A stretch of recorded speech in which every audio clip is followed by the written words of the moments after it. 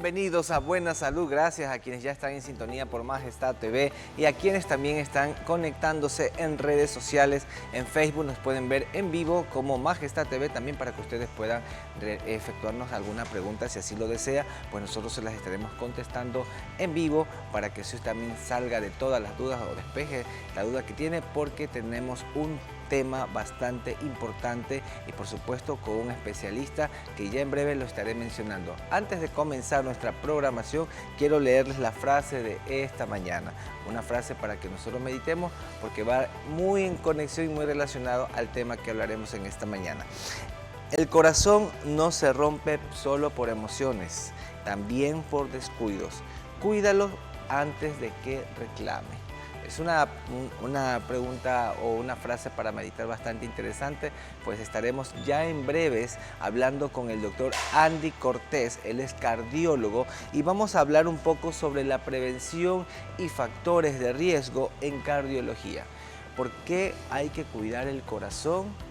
¿En qué momento tenemos que acudir al especialista? Pues todo esto estaremos conversando ya en breves con el doctor Andy Cortés. Pero quiero hacerles una pequeña mención que si usted desea oír mejor, Centros Auditivos OBI están en Santo Domingo, Avenida Abraham Calasacón y Gabriel García Márquez, entre la Casa del Balón y el CECAP. Y si ustedes desean contactarlos para agendar alguna cita o consultar, el número telefónico es el 096-353-9526. OBI Centros Auditivos. Y por supuesto, en Instagram nos pueden encontrar @buenasaludec, que también estamos en vivo. Vamos a una pausa y regresamos. Y ya estamos en Buena Salud. A todos los que ya están conectándose y están en sintonía por Majestad TV, estaremos hablando hoy sobre la prevención y factores de riesgo en cardiología. Ya estoy con el doctor Andy Cortés, él es cardiólogo, que vamos a hablar de este tema muy importante e interesante. Doctor, es un placer tenerlo, bienvenido. Sí, muy buenos días, gracias por la invitación a este importante espacio de salud primordial a través de la señal de Majestad. Es un gusto. Muchas gracias, doctor, por estar con nosotros. Y hoy que vamos a hablar sobre esta salud cardiovascular, ¿de qué se trata? ¿El por qué nosotros tenemos que cuidar esto, doctor? Sí, es importante tener en cuenta que la mortalidad cardiovascular supone la primera causa de muerte, valga la redundancia, a nivel mundial. Y tenemos que tener en cuenta que es un factor de riesgo, ¿no? Los factores de riesgo son fenómenos conductuales, religiosos, políticos, genéticos y biológicos que nos predisponen a un determinado evento índice, ya sea un accidente o una enfermedad.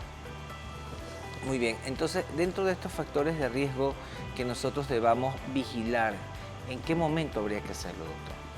Sí, bien, el término de factor de riesgo en el contexto de cardiología, bueno, es acuñado en 1948 en un estudio realizado en Framingham, una ciudad de Massachusetts, donde ya se venía hablando de algunos factores que incidían en la presentación de mortalidad cardiovascular. ¿Cómo nosotros podemos tener en cuenta la probabilidad de tener un infarto cerebral o cardíaco? Con la identificación de factores de riesgo clásicos, ¿no? Colesterol alto, triglicéridos altos, obesidad, hábito tabáquico, hipertensión arterial y, por supuesto, la parte genética en algunos casos.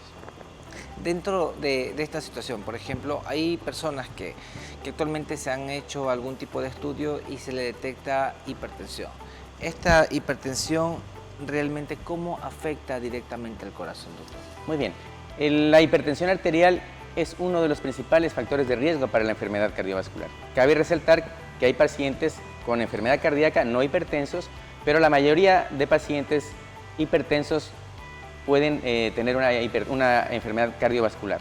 Debemos hacernos los controles. Se debe hacer un chequeo de tensión arterial ejecutivo. Si no tengo factores genéticos, si no tengo un familiar hipertenso, hermano o padres, debo hacerlo por lo menos una vez al año a partir de los 35 años de edad.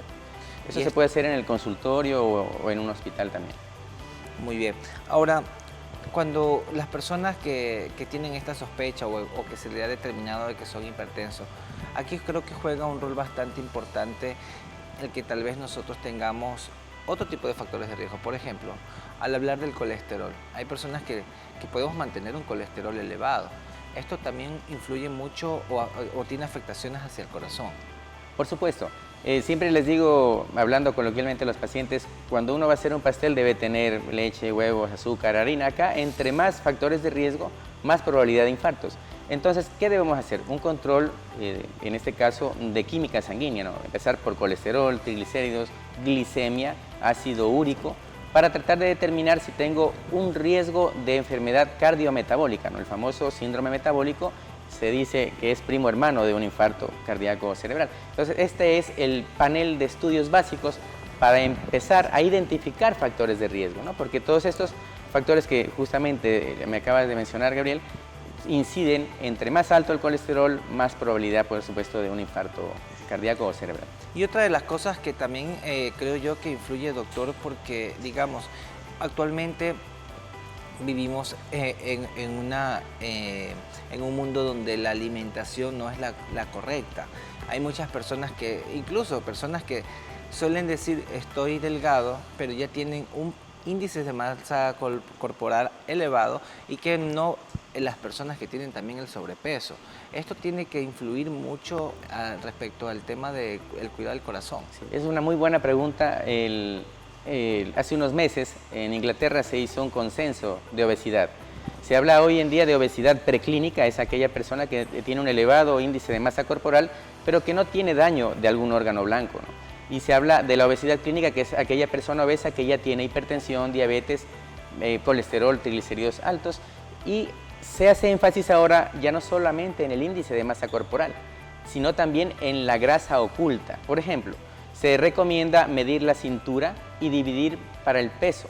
Si tenemos un índice mayor a 0,5, somos obesos y tenemos esa grasa abdominal que es mucho más mala que la grasa muchas veces de la cintura escapular, de los hombros o piernas. Entonces, ¿por qué se hace énfasis en la obesidad? Porque podemos aparentemente estar delgados, pero nuestra cintura está ocultando grasa orgánica, o sea, órgano, hígado graso, grasa perirrenal, etc. Y eso supone también un riesgo. Y en cuanto a las dietas, hay un sinnúmero de dietas que están de moda, por decirlo así, la Wall, la Keto. Bueno, se dice que ninguna dieta monótona es saludable. Nosotros en particular recomendamos la dieta mediterránea. El doctor Patricio Jaramillo, es un exponente internacional de la endocrinología, hizo un estudio en Colombia, que tenemos similares características, ¿verdad? No es como hacer un estudio en Europa. ¿Y qué recomienda? 2 a 3 porciones diarias de frutas variadas. Recomienda 2 a 3 veces por semana el uso de cereales integrales, pescado 2 a 3 veces por semana, leche o lácteos y derivados no tan grasos 1 o 2 veces al día, aceite de oliva y nueces, que es una de las principales recomendaciones que se hacen, ¿no? Para trabajar en un sistema integral de nutrición o funcionalidad nutritiva, como se dice. Y esto que usted comenta es muy cierto, doctor, porque no todos, como les decía antes, no todos buscamos como que una buena alimentación, porque a veces buscamos como que lo más rápido y más si es que tenemos tal vez un horario de trabajo que nos impide estar en casa y consumir estos alimentos que son nutritivos realmente para nuestra salud. En este caso, si existe sospecha de alguna alteración, digamos, ya hablamos acerca del colesterol, de pronto la hipertensión, la obesidad. Y por qué no decirlo, también cuando hay personas que tienen otro tipo de hábitos, por ejemplo, si hay personas fumadoras, ¿esto también interfiere o influye mucho la salud del corazón? Sí, exactamente. El hábito tabáquico es uno de los principales factores de riesgo de infarto y sobre todo de la famosa coronaria derecha, ¿no? Que es la arteria que más se ocluye en los fumadores. Y a veces tenemos pacientes que no son diabéticos, hipertensos ni dislipidémicos, incluso son delgados pero fuman mucho y tienen un infarto cardiovascular. Ahora, perdón que le interrumpa, Claro. y también quisiera que me comente un poco acerca del estrés, doctor, esto sí, cómo afecta también. Bien, el estrés es la enfermedad del siglo XXI, ¿no? El estrés produce un estado de oxidación en nuestro cuerpo. ¿Qué hace una persona con estrés? Empieza a comer más de la cuenta, no duerme bien, empieza a fumar. Muchas veces, en vez de eliminar el cortisol con actividad física, se vuelve sedentario, se puede volver depresivo. Y realmente el estrés es un factor no clásico de enfermedad cerebrovascular, pero es un fenómeno que puede dar por sí solo un infarto. Tenemos, por ejemplo, el llamado Takotsubo o el síndrome de corazón roto, que es su fisiopatología radica justamente en el estrés y otras entidades también relacionadas con este mal del siglo XXI. Hoy estamos hablando, doctor, sobre la prevención en relación al tema cardiovascular, de la salud cardiovascular. ¿Qué exámenes una persona, digamos, en un público joven, un público adulto, qué exámenes uno debería realizarse como un método preventivo para saber cómo está la salud de mi corazón? Perfecto. Debemos empezar por una evaluación de nuestro estado metabólico, ¿no? Glicemia o azúcar en sangre, colesterol, triglicéridos, ácido úrico, un hemograma básico, un electrocardiograma. Si tengo factores de riesgo genéticos, tengo mamá, hermanos o papito que se ha infartado en edades tempranas, debo hacerme un electrocardiograma e incluso una lipoproteína A o una ApoB, que son moléculas que generalmente no se envían a cualquier persona, sino a personas con antecedentes genéticos. Un electrocardiograma, si tengo estos antecedentes también es importante, o si tengo síntomas como dolor en el pecho, cansancio. Y bueno, una vez que el paciente ya sea valorado por el cardiólogo, ya se pasará a otros estudios suplementarios. Pero eso es la puerta de entrada a saber cómo está mi corazón y mi sistema metabólico. Hace unos días aquí en la ciudad se escuchó de la muerte de una señorita que estaba en un gimnasio haciendo deporte y parece que pasó algo ahí con el corazón. Lo pongo como ejemplo respecto a que las personas a veces por tener mejor salud buscan realizar mucha actividad física. Ahorita hay muchos deportes y en este caso en la parte de gimnasta también hay mucho que a veces uno hace tal vez un sobreesfuerzo tal vez en actividad física. Si yo no conozco tal vez mi salud del corazón, podría irme a hacer deportes y si de pronto tal vez, porque esto a veces por desconocimiento, pasan estas situaciones porque tal vez no tengo conocimiento de cómo está mi salud en este caso. ¿Cuál sería usted o qué recomendaría en este caso? Porque a veces podemos tal vez tener una señal de alerta y no le tomamos en cuenta porque pensamos que no es nada malo que esté afectando en nuestra salud. Sí, es una muy buena pregunta porque es unificadora, ¿no? Tenemos una paciente joven que generalmente no entra dentro de las calculadoras de riesgo cardiovascular, ¿no? Existen calculadoras de riesgo cardiovascular que me permiten predecir la aparición de un infarto a 10 años, por ejemplo, pero salen o quedan exentos de esta calculadora generalmente los pacientes menos de 35 años. ¿Qué pasa si una persona de menos de 35 años fallece? Tenemos que tener en cuenta las canulopatías o enfermedades eléctricas primarias, que son muy difíciles de saber. ¿Cuántos exámenes de sangre y de corazón e integrales se le hacen a un futbolista, por ejemplo, que está asegurado por millones de dólares? Muchos, y sin embargo se mueren porque existen enfermedades eléctricas primarias ocultas que pueden desencadenarse durante la actividad física. Por otro lado, existen personas que quieren bajar rápido de peso y hacen dietas, por ejemplo. No es por estigmatizar a los que hacen dieta keto, pero se pierde rápidamente líquido, hay una cetosis y empezamos a quemar a veces hacer actividad física desproporcionada sin acondicionamiento, sin saber si soy hipertenso o no. Y esto puede desencadenar una taquicardia ventricular, que es mortal, puede generar hipertensión descontrolada o puede generar una respuesta inadecuada de mi sistema cardiovascular ante una actividad física que tal vez no lleve un seguimiento por alguien que esté instruyéndolo. Entonces, la recomendación es hacerse un panel de estudio previo, hacerse un chequeo cardíaco. Hay personas que tienen enfermedades genéticas, por ejemplo, miocardiopatías obstructivas, enfermedades valvulares, que con un estetoscopio el médico le puede decir, mire, usted tiene un soplo, hágase un determinado examen, un ecocardiograma, y determinemos si hay estructura que no permita hacer un determinado esfuerzo físico, ¿no? Que ya sea intenso o moderado. Muy bien, y doctor, respecto a la salud del corazón, ¿esto puede ser hereditario? Usted hizo más o menos un poquito de énfasis respecto a que esto pudiera pasar si es que tenemos de pronto alguna molestia allí, que el médico tal vez lo determinó en su momento y nos manda a hacer algún tipo de estudio. ¿Qué pasa, digamos, tengo familiares con hipertensión, tengo familiares con temas de obesidad, tal vez han habido familiares que han muerto por infartos? Hay que tomar en cuenta, en consideración, estos factores para saber que nosotros tal vez pudiéramos padecer de esta situación.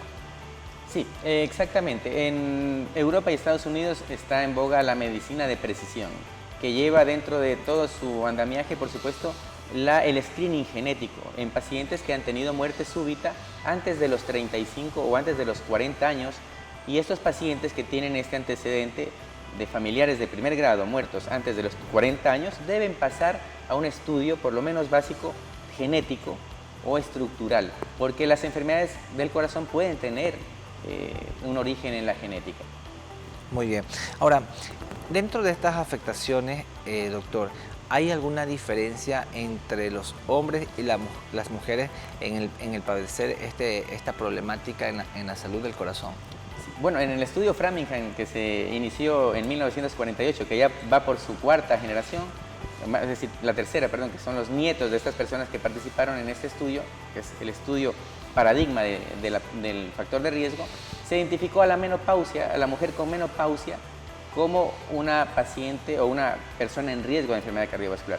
Se dice que la mujer, mientras esté con sus ciclos menstruales regulares, está protegida de un evento cardíaco, es decir, se supone que los estrógenos mejoran un poquito el aumento de colesterol bueno y esto podría hacer que la mujer antes o durante el tiempo de menstruación esté protegida de un infarto, ¿no? Y eso ha hecho que se hable que la mujer, en cuanto a este género, pues tenga menos probabilidad de infartar. Sin embargo, actualmente se hacen estudios que ya incluyen a hombres y mujeres con igualdad y se demuestra que esto podría ser equívoco, pero sí se ha dicho que el hombre padece más de enfermedad cardiovascular que la mujer.